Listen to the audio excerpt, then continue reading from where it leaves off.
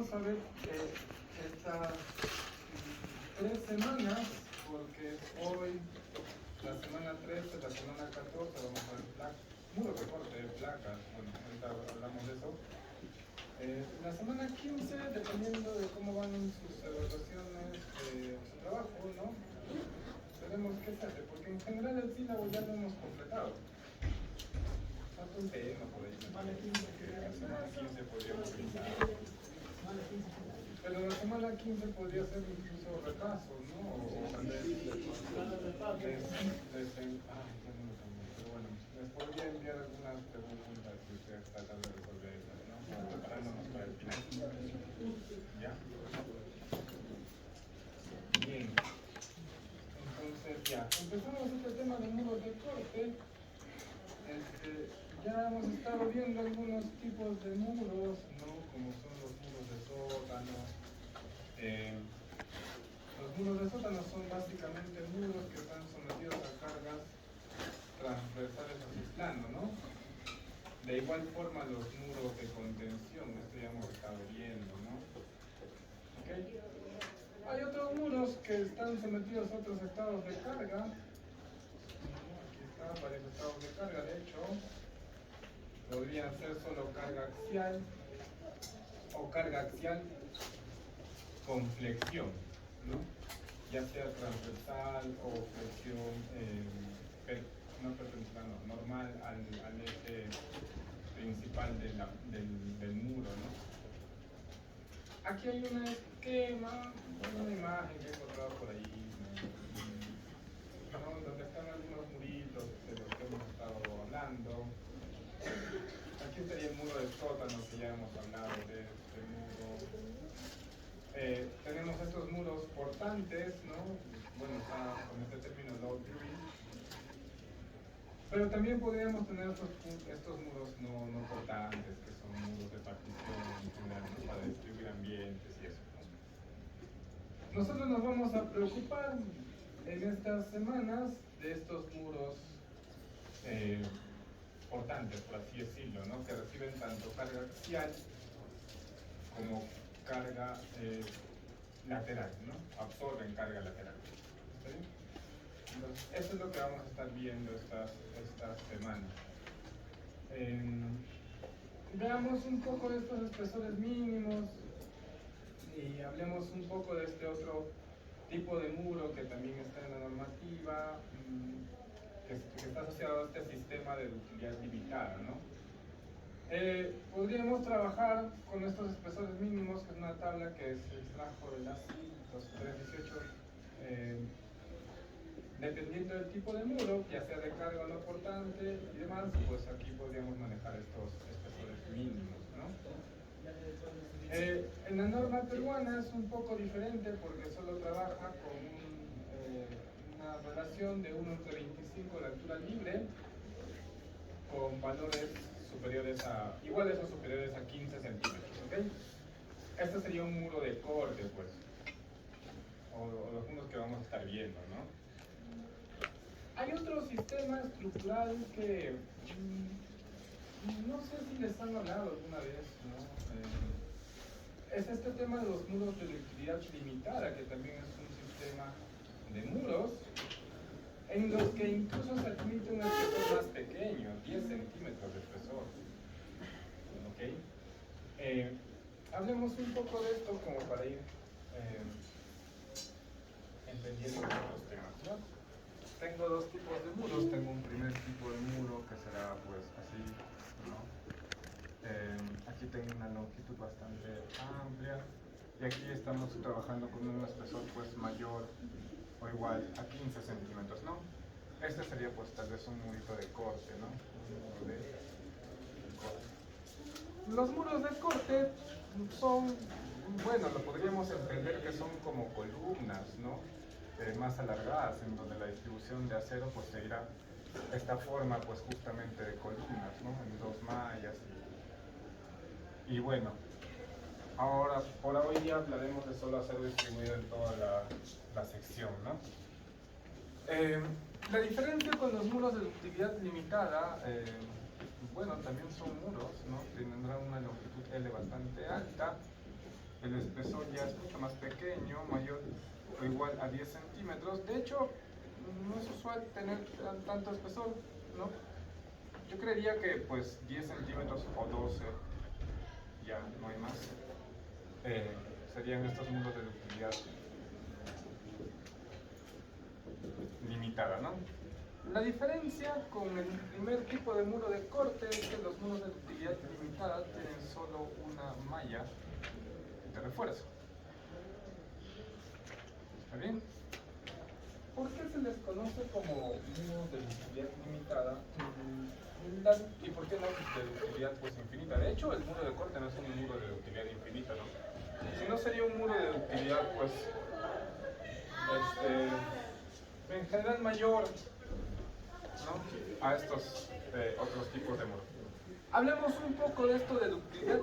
A mí me parece que es un término pues bastante importante que se revise en estos cursos justamente de estructuras.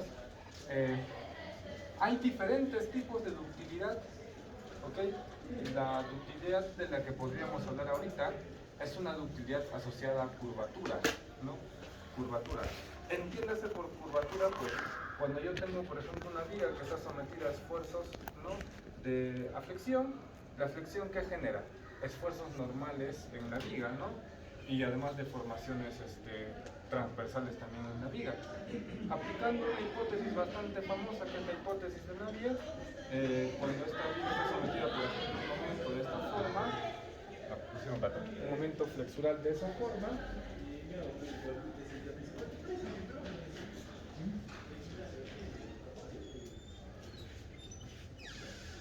voy a tener deformaciones que serán también, o voy a considerar deformaciones que serán planas, ¿no? Hipótesis de Navier, entonces tendré una distribución de deformaciones de esta forma, algo así, ¿no? ¿Está bien? Entonces la curvatura no es otra cosa que justamente este ángulo que se genera por la aplicación de ese momento, ¿no? Entonces, cuando yo hago genero, a partir de esta condición, yo podría generar un diagrama que se le conoce como diagrama momento-curvatura, ¿no? Que será pues la relación justamente de esos dos términos, ¿no? Momento-curvatura. Entonces, aquí tendré un diagrama que será más o menos así, ¿no? Aquí tendré un valor de curvatura asociada a la fluencia, F, ¿no? F, y aquí tendré un valor de curvatura asociada al punto de resistencia máxima, ¿no? Sigma U.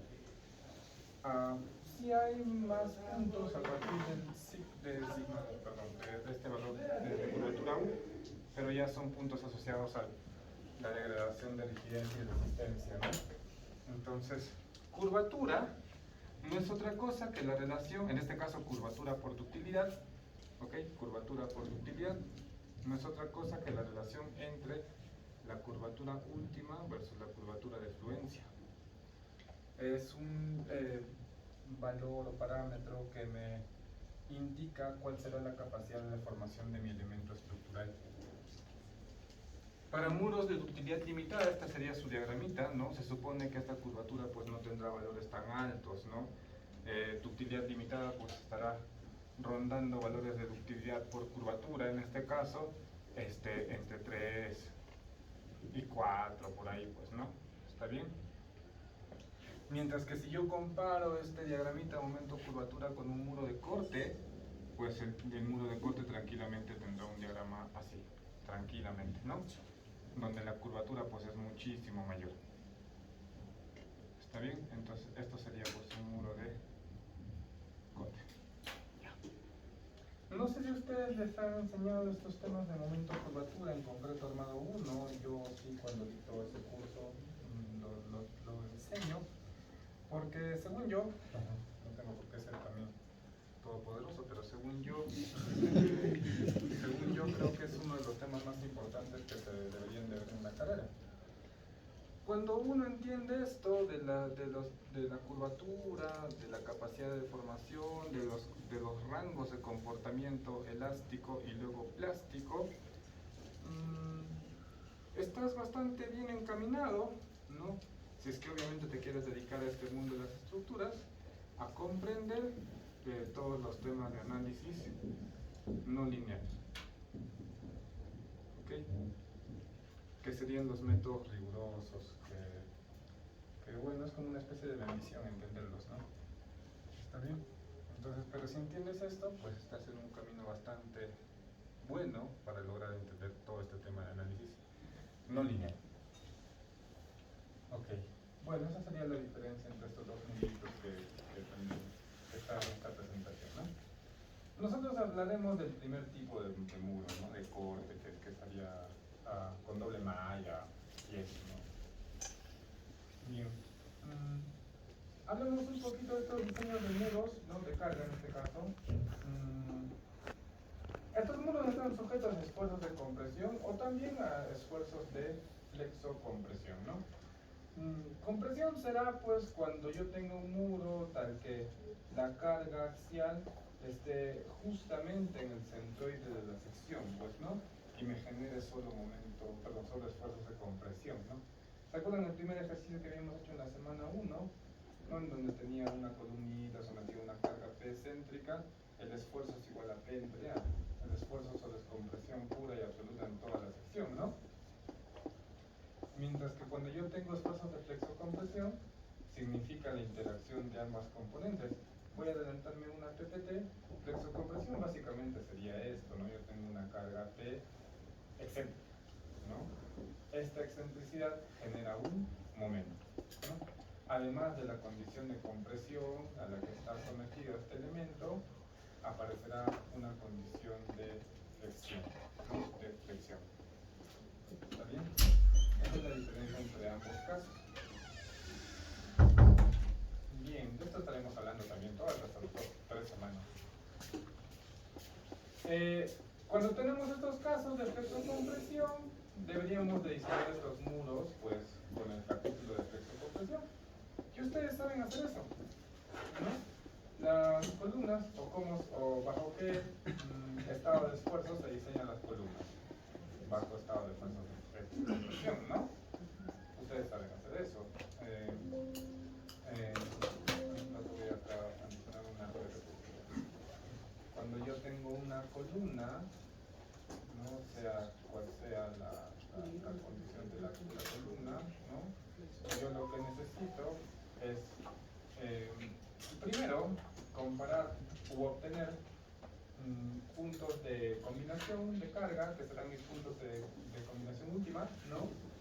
Entonces, y esos puntos de combinación los tengo que asociar a un diagrama que se le conoce como el diagrama de interacción, ¿no?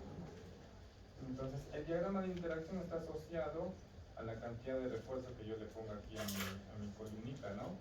Entonces, por ejemplo, si acá tuviese 4 varillas, pues seguramente tendré un diagrama de interacción que será más o menos así, ¿no? En donde aquí tengo justamente la interacción, ¿no? Por eso es diagrama de interacción, entre dos estados de esfuerzos y cargas, ¿no? El primero será pues fuerza versus el segundo será momento, ¿no? Entonces aquí está la compresión, o también tracción, porque acá en la parte inferior es tracción, ¿no? Pero bueno, el nombre es flexocompresión. También puede, aquí abajo ya sería flexotracción, pues, ¿no? Entonces, acá tengo tracción o compresión y aquí tendré flexión, ¿no? Flexión. ¿Está bien? Ya. En muros de corte es bastante similar, de hecho, lo que vamos a estar haciendo esta semana. Entonces ya yo les recomiendo ir estudiando estos temas, recordándolos, ¿no? Para que no se complique. ¿Ya? Entonces aquí lo único que tengo que garantizar es que, bueno, si es que este fuese mi diagrama de diseño afectado por phi, pues que mis puntitos de combinación estén dentro, ¿no? Dentro. Si no están dentro de este diagrama, ¿qué tengo que hacer? Pues aumentar a 0 o la sección. La sección no es tan eficiente porque tendría que hacer un reanálisis de todo el sistema. El acero es un poquito más eficiente, ¿no? Entonces simplemente incrementaré pues el acero y mi diagrama siempre debería ir incrementándose, ¿no? Pues esto ustedes saben hacer, o bueno, creo que es fácil de recordar con un poco de estudio, ¿no? Vamos a trabajar con estas cuantías mínimas que están aquí, esto sí anótenlo. Refuerzo horizontal, esta será mi cuantía, refuerzo vertical, esta será mi cuantía, siempre y cuando esté trabajando con refuerzo distribuido, ¿okay? Distribuido de toda la sección. En muros no siempre se distribuye todo el refuerzo, entonces en la zona de acero distribuido pues trabajaremos con esas cuantías, ¿bien?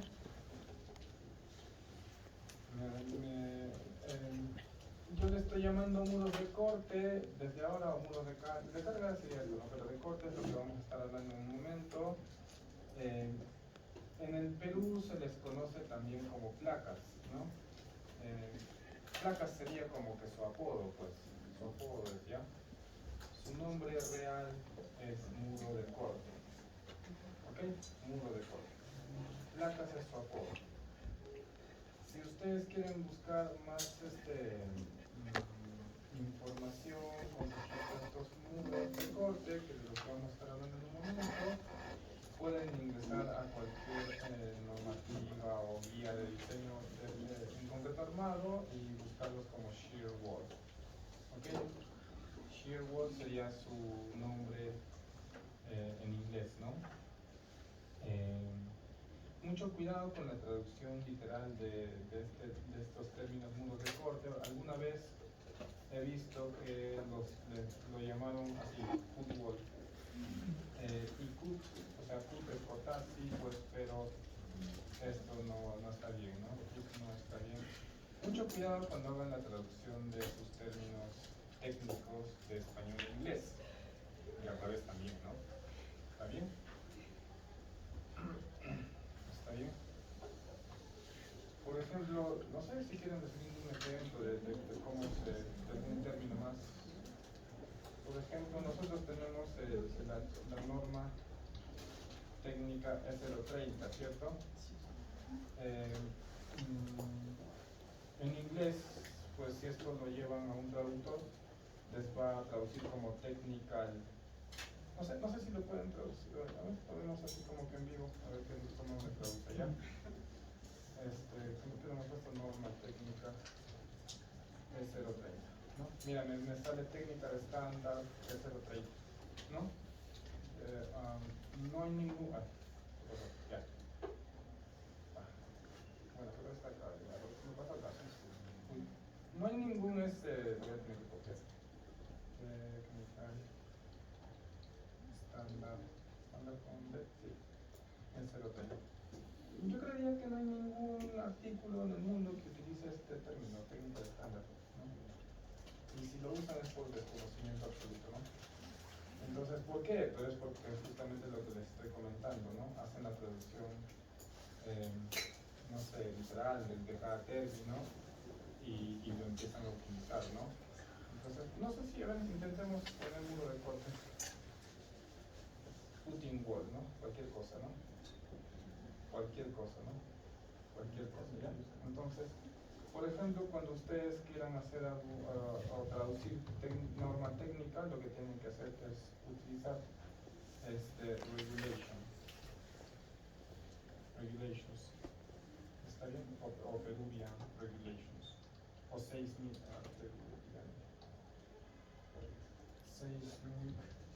Peruvian regulations. Este sería el término real, ¿no? Y esto en ningún lado lo van a encontrar.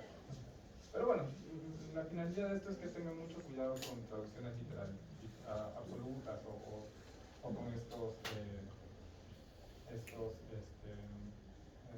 herramientas de traducción, ¿no? Ya, acabamos de ver, ¿no? Esto es cualquier cosa, cualquier cosa, no sabemos.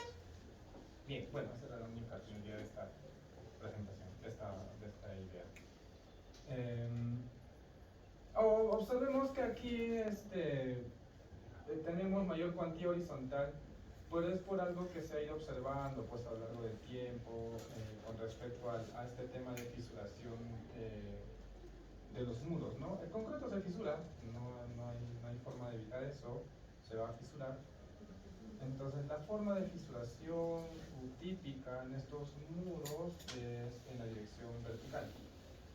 ¿Está bien? Es la forma típica de fisuración. Entonces, si yo tengo una fisura que está así vertical, ¿no? Acá está la fisura en este muro, estoy verticando ahí. ¿Qué acero trabajará para aliviar, ¿no? los esfuerzos que se generarán por la fisuración vertical?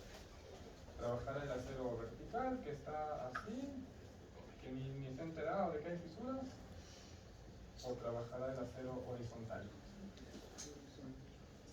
Claro, ¿no? El horizontal es el que trabaja, ¿no? Entonces, cuando esto se fisura, en el acero horizontal empezarán a aparecer esfuerzos, ¿no? Esfuercitos aquí que tratarán de limitar la fisuración, pues, vertical, ¿no? Es así, todo es física, ¿no? No hay nada de extraño aquí.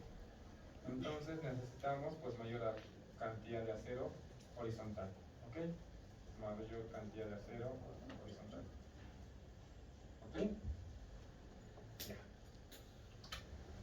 Vea, esta expresión que vamos a estar viendo es una expresión empírica, ¿no?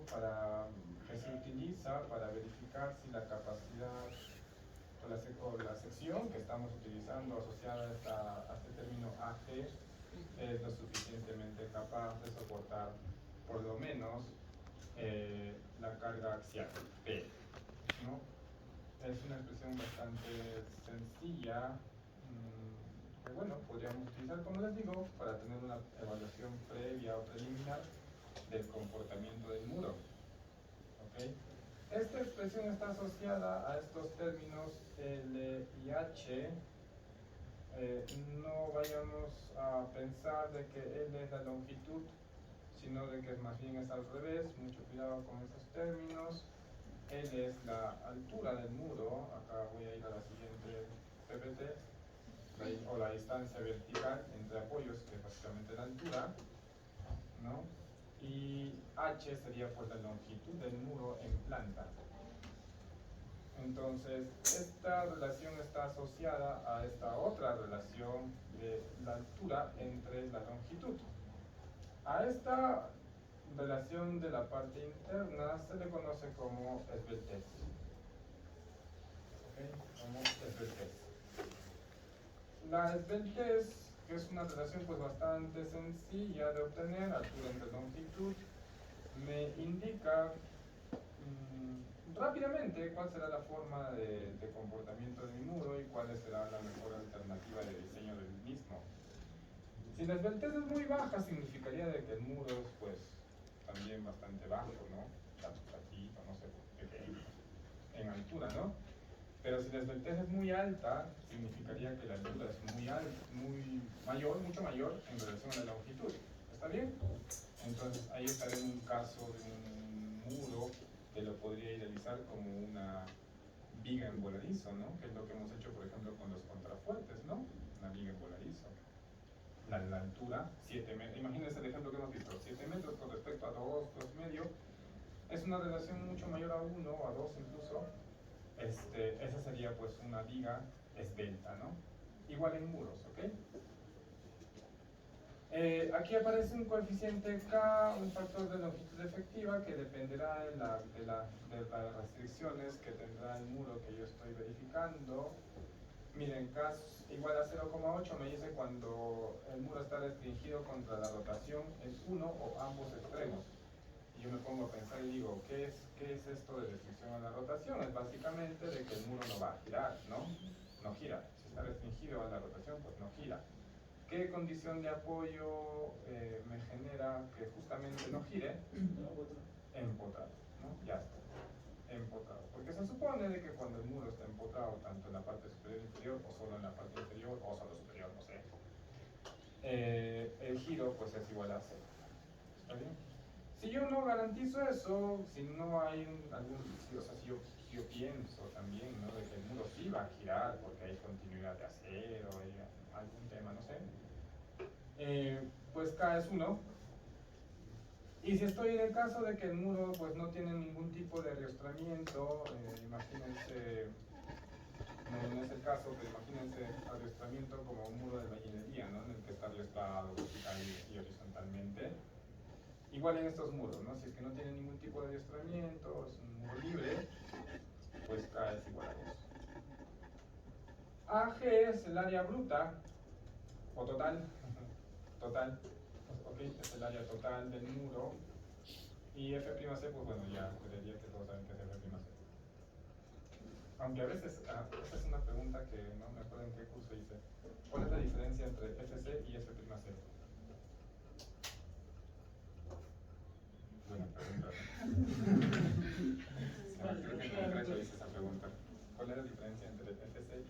C? ¿Alguien sabe? Buena pregunta, ¿sí? ¿Cuál es la respuesta? Está bien. ¿No? Mira, yo creía que saben qué es, pero al final F'(C) es la resistencia máxima con presión, ¿no? Si tú tienes un diagrama ¿cómo se llama? Un modelo constitutivo que relaciona esfuerzos con deformaciones unitarias, este diagrama para el concreto tiene más o menos esta forma, ¿no? Una parábola y luego una zona con degradación de resistencia, ¿no? El punto de máxima resistencia, que será este punto, se le conoce como F'(C). ¿Ok? Cualquier otro punto, incluso ese, dependiente del estado de deformación, o sea aquí epsilon i, será solo Fc. Ya. Bien. Parecía que hasta esas preguntas que parecen obvias, ¿no? Hasta la altura del módulo de No, en cualquier punto. Fc. En cualquier punto, o sea, acá no está el mouse, no está todo, o sea, la historia de respuesta es Fc versus epsilon. La historia es Fc, al revés sería, ¿no? Epsilon está en la parte, en las abscisas, ¿no? La historia de respuesta es epsilon versus Fc. El punto máximo es epsilon versus F'(C). Ya.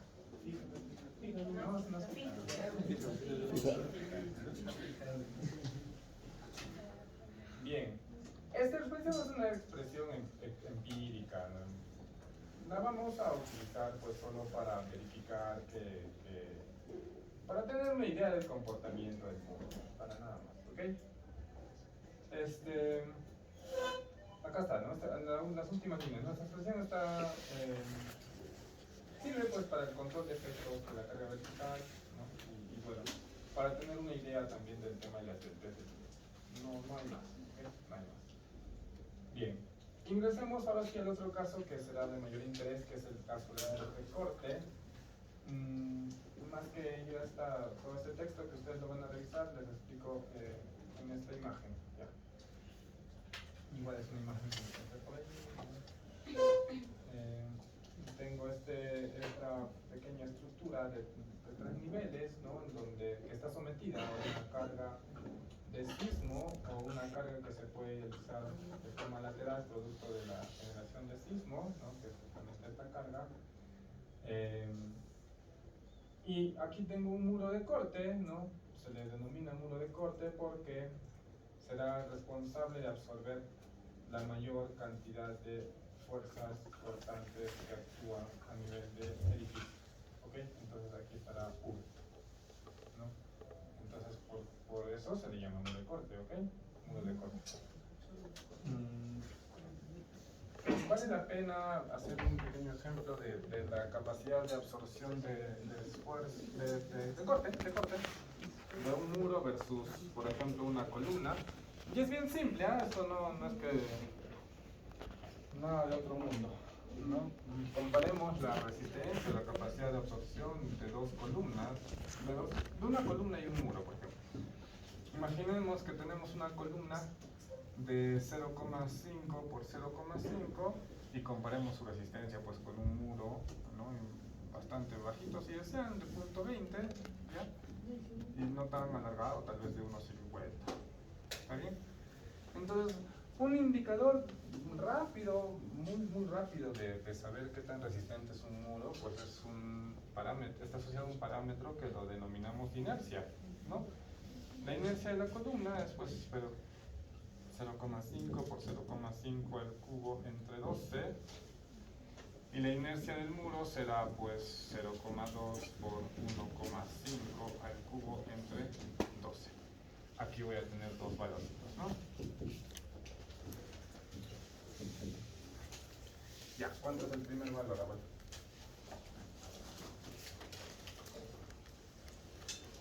Tenemos dos valores.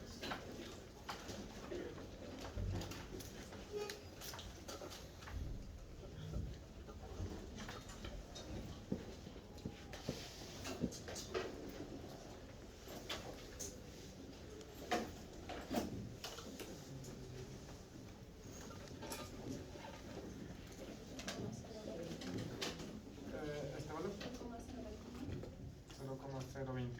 0,056.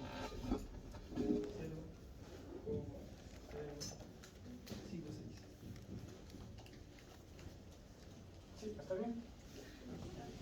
El primer valor creo que no. Está un poco alto. 0.0052.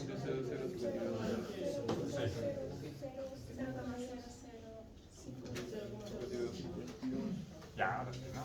Está un poco alto a la vista, ¿no? Ya, entonces, a ver, tengo estos dos casos, ¿no?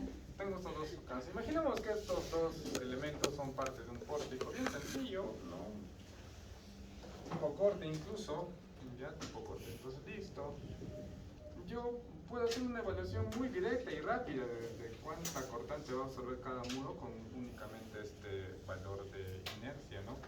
El porcentaje de absorción de cortante del muro lo podría obtener como la inercia, ¿no? Así de fácil, la inercia del muro, 0,056, entre la suma de inercias de todos los elementos que componen esta estructura.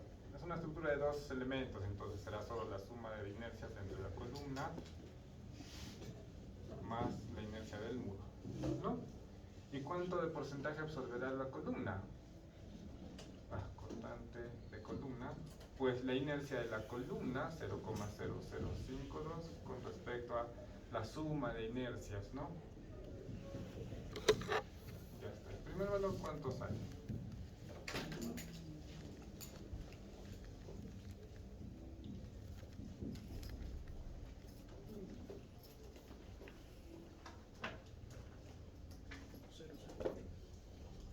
En porcentaje, a ver si me dicen, por favor.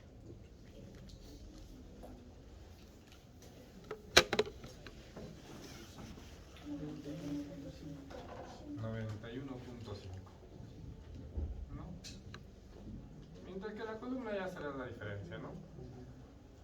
Miren, incluso podríamos, aquí lo que medio que me da también es hacer una comparativa de áreas, ¿no? El área de esta columna es 0.25 metros cuadrados y el área de este muro es poquito más, 0.3. ¿Está bien? ¿Sí? ¿0.3? Díganme, por ejemplo, 1.5 por punto de 0.3. ¿Sí, no? Sí. Las áreas son casi idénticas, ¿no? Casi idénticas. ¿Se dan cuenta? ¿No? La disposición en longitud, cómo puede afectar tanto en la capacidad de absorción de corte, ¿no?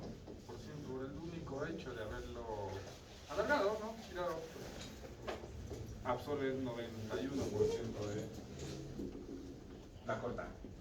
Entonces, bueno, por eso se les denomina pues muros de corte. ¿Está bien? Muros de corte. Estos muros no solo trabajan a corte, sino además trabajan también a flexión, ¿no? Porque cada una de estas fuerzas idealizadas a nivel de piso van a generar un momento en la base del muro, ¿no? El momento igual a qué será, es que hacemos un análisis muy estático, ¿no? Muy sencillo, pues será fuerza por distancia, ¿no? Entonces aquí tengo una fuerza F3, pues el aporte de esa fuerza F3 al momento será F3 por H3, la altura total, ¿no? Igual para F2 por H2, F1 por H1. Así de fácil. Bien, entonces bueno, ya estamos entendiendo un poco más de estos temas. Uno podría pensar que el mecanismo de falla de estos muros siempre está asociado al corte, de hecho por el mismo nombre, ¿no? Muro de corte, bueno, pues fallará por corte, ¿no? Y no es así, no es así. Especialmente en edificios altos y esbeltos. ¿Ok? En edificios altos o esbeltos, ¿no? No sería y esbeltos, sería o esbeltos. Ya vamos entendiendo este tema de esbeltez. La respuesta estructural puede estar dominada por la flexión. ¿Está bien? Por la flexión. Más que por la ¿ok? Bien. Bueno, ya los demás tengan una pequeña lectura, pues, no sé, cuando tengan el texto. Bien, continuemos a ver. Hablemos un poquito de este tema de esbeltez comparando muros de corte bajos versus muros de corte no tan bajos, que serían los esbeltos, ¿no? El comportamiento es bastante diferente e incluso los criterios de diseño pues también difieren bastante. En muros bajos, yo debo de recurrir al capítulo o a los criterios de diseño asociados a elementos de tipo viga pared. ¿Está bien? ¿Qué quiere decir? ¿Qué quiere decir ese tema de que yo no puedo recurrir a las hipótesis que ya conozco de flexión? ¿Cuáles son esas hipótesis? A ver, voy a esta pequeña imagen y hago un zoom a la imagen A. Ya, voy medio que borrando todo lo que está ahí. La viga, pues una viga, obviamente, también podría hablar de un muro, pero hablemos de una viga. Es esbelta. Es esbelta, ¿por qué? Porque la relación entre L versus H es alta, ¿no? L entre H es muchísimo mayor a 2. ¿Está bien? ¿Lo entendemos? Entonces, para yo realizar el diseño o entender el comportamiento de esta viga, pues puedo recurrir a mis hipótesis de distribución lineal de deformaciones y esfuerzos, ¿no? Que es básicamente lo que está ahí en medio, ¿no? Tengo mi algún corte en la sección media y evalúo los efectos que se generan. Tengo compresión en la parte inferior, tracción en la parte inferior y asumo una distribución lineal de deformaciones, ¿no? Hipótesis de Navier. Es todo lo que han trabajado en concreto armado 1. ¿Está bien? Pero es todo lo que han trabajado después asociado a vigas esbeltas. ¿Ok? A vigas esbeltas. Cuando yo tengo una viga que ya no es tan esbelta, podría empezar a ingresar a la figura B, en donde se está comparando dos cosas. La hipótesis de distribución lineal de esfuerzos y deformaciones, que sería la línea continua, diagonal oblicua, versus la distribución real de deformaciones y esfuerzos, que es la línea parabólica.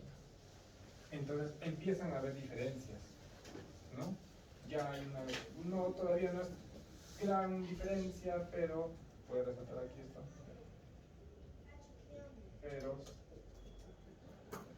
Pero sí hay diferencias, ¿no? Estas diferencias se incrementan a medida de que la viga sea mucho menos esbelta. Veamos estos dos casos inferiores. En el caso de la viga en la izquierda, ¿no? Según su perspectiva, en la izquierda, también se está tratando de comparar la distribución lineal versus la distribución real. Pues hay una diferencia absoluta, ¿no? En prácticamente toda la distribución. Y esto es mucho más notorio en la figura de la derecha, donde la viga ya es mucho menos esbelta. ¿Está bien? Cuando yo estoy en estos casos ya no puedo recurrir a las hipótesis que conozco de diseño. ¿Está bien? Debería de recurrir a otros criterios. Bien. Entonces, se entiende, ¿no? Entendemos, se entiende esto de la distribución de...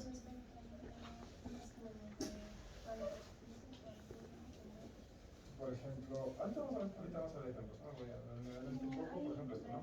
Es la... que eso es así parabólico, ¿no? Es un gráfico, Sí. porque no me parece para graficarlo más bien. Sí. Muy poco esbelto esto, ¿no? La longitud es muchísimo mayor con respecto a la altura. Muy esbelto, pues esto, ¿no? La longitud es mucho menor con respecto a la altura. Bastante esbelto. Ya, un poco. Ya. Entonces, bien, nosotros no nos vamos a enfocar en estas 3 semanas en la comprensión de estos muros no esbeltos, pero a mí me interesa de que entiendan justamente lo que estaría aquí en esta tabla resumen, ¿no? Muros bajos, pues hay que entender de que la distribución de esfuerzos y deformaciones deja de ser lineal, ¿ok? En muros esbeltos, aquí sí podría recurrir a diseños de tipo columna, ¿ok? En donde sí podría asumir que la distribución de esfuerzos y deformaciones es lineal. Nosotros nos vamos a enfocar en estos casos, ¿ok? En estos casos. ¿Está bien? En estos casos. Hay una pequeña diferencia, esto ya es bastante teórico. Sería este tema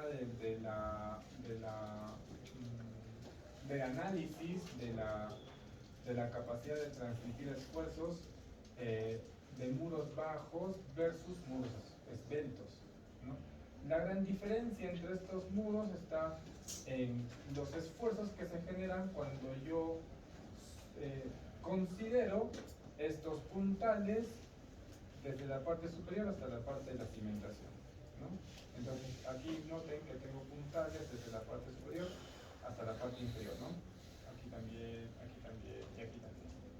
Mientras que yo también podría considerar esos puntales aquí, no está en la figura, pero los podría considerar, por ejemplo, aquí un puntal que vaya de la parte superior hasta la parte de la cimentación, ¿no? La gran diferencia entre el primer caso de muros bajos versus el comportamiento de estos muros esbeltos es que en muros esbeltos, si yo considero un puntal que esté pasando de la parte superior a la parte inferior, tranquilamente las fuerzas serán bastante similares a cero. ¿Está bien? Tranquilamente. Mientras que en estos casos ya estos puntales dejan de tener una fuerza igual a cero, son mayores a cero, tendrán fuerzas mayores a cero. Este tema de puntales, de compresión o tracción, es un tema de un poco de investigación, está asociada a tratar estos muros como pseudo armaduras. ¿Está bien? ¿Cómo es eso de una pseudo armadura? Cada una de esas líneas que está en cada uno de esos muros tendrá una sección equivalente, ¿no? Una sección equivalente podría ser el espesor por alguna sección equivalente que se obtiene mediante criterios y demás, ¿no? Entonces, si yo extraigo solo las líneas que están discontinuas y las líneas continuas, tengo una pseudo armadura, ¿no? Que ya si la extraigo ya no sería una pseudo armadura, sería una armadura, ¿cierto? Entonces yo podría analizar el comportamiento de mi muro solo extrayendo esa armadura, ¿no? A ese método se le conoce como el método de puntales. ¿Ok? Es un tema de investigación. Hay tesis de maestría, doctorado enfocadas en esto, en la capacidad de representación real de estos puntales con respecto al muro real, ¿no? Real. Bueno, esto ya es un poquito diferente, ¿no? La idea de esta presentación es entender de que la distribución de esfuerzos es diferente. Nosotros vamos a trabajar con esto, ¿no? Con esto, ya, con estos muros esbeltos, ¿no? La gran diferencia está justamente en esta distribución de esfuerzos. Eso hace de que pueda tratarlos como elementos, o pueda hacer uso de las hipótesis usuales para el diseño de estos muros. ¿Está bien? Bien. Bien, entonces hasta aquí quedaríamos hoy, pues. Hasta aquí quedaríamos, ¿ya? Hasta aquí quedaríamos hoy día.